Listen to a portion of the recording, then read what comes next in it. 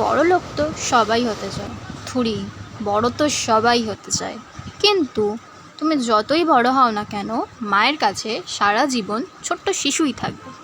মায়ের টান যে বড় টান, যতই রাগের মাথায় মরতে পারিস না বললেও কিন্তু বাড়ি ফিরতে দেরি হলেই বকুনি শুরু। বাড়িঘর নেই তোর, খিদে টিদে পায় না নাকি?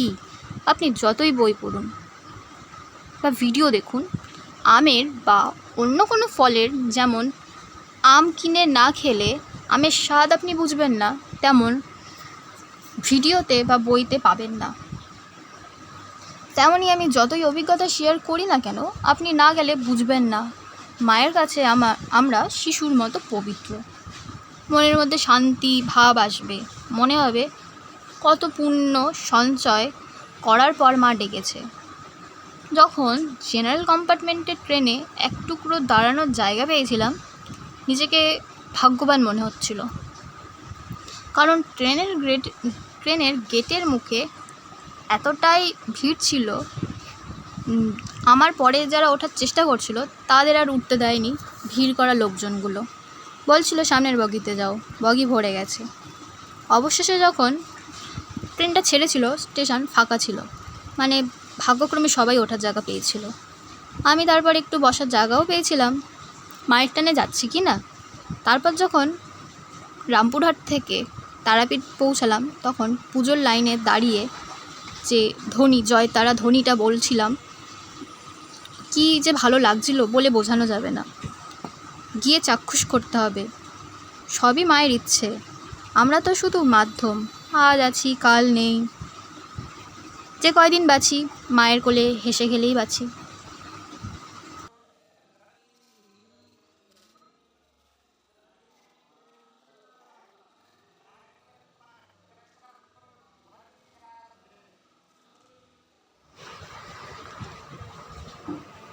জয় তারা।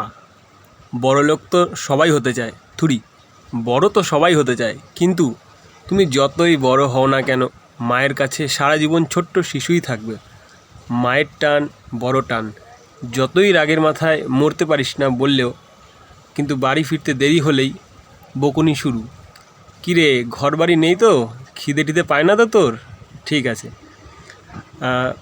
আবার আপনি যতই বই পড়ুন অথবা ভিডিও দেখুন, যে কোনো ফলের অথবা আমের কোনো ভিডিও দেখুন, আপনি যতক্ষণ না দোকানে গিয়ে আম কিনে খাচ্ছেন ততক্ষণ কিন্তু আমের স্বাদ আপনি পাবেন না ভিডিও দেখে বা বই পড়ে। ঠিক তেমনই আমি যতই আপনাদের অভিজ্ঞতা শেয়ার করি না কেন, আপনি না গেলে বুঝতে পারবেন না মায়ের টান। কেউ না ডাকলে যেতে পারে না। আমরা মায়ের কাছে সবাই শিশুর মতো পবিত্র। সেখানে গেলেই মনে হবে যেন একটা মনের মধ্যে শান্তি ভাব আসবে। মনে হবে কত পুণ্য সঞ্চয় করার ফলে মা ডেকেছে আমাদের। যখন যাত্রা শুরুর সময় আমি যখন ট্রেন ধরবো, ট্রেন কম্পার্টমেন্টে, জেনারেল কম্পার্টমেন্টে যখন উঠছিলাম, উঠে এক টুকরো জায়গা পেলাম, তখন নিজেকে কি ধন্যই মনে হচ্ছিল। কারণ আমার পরে 2-3 জন ওঠার চেষ্টা করছিল, কিন্তু ট্রেনের গেটের মুখে এতটাই ভিড় ছিল, তারা উঠতেই পারছিল না। গেটের মুখে যারা ভিড় করে দাঁড়িয়েছিল ওরা বলছিল সামনের বগিতে যাও, এই ট্রেন ফুল হয়ে গেছে। তারপর আস্তে আস্তে যখন ট্রেন অবশেষে ছাড়লো, তখন দেখলাম স্টেশন পুরো ফাঁকাই। তার মানে ভাগ্যক্রমে সবাই ওঠার জায়গা পেয়ে গেছিলো, কারণ সবাই মায়ের ডাকে যাচ্ছে কি না। আমি তারপর একটু বসার জায়গাও পেয়েছিলাম।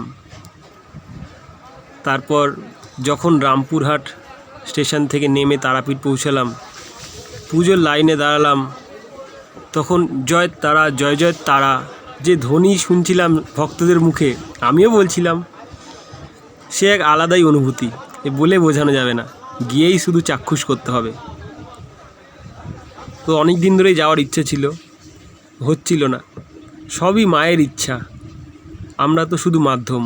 আজ আছি কাল নেই, যে কয়দিন বাঁচি হেসে খেলেই বাঁচি।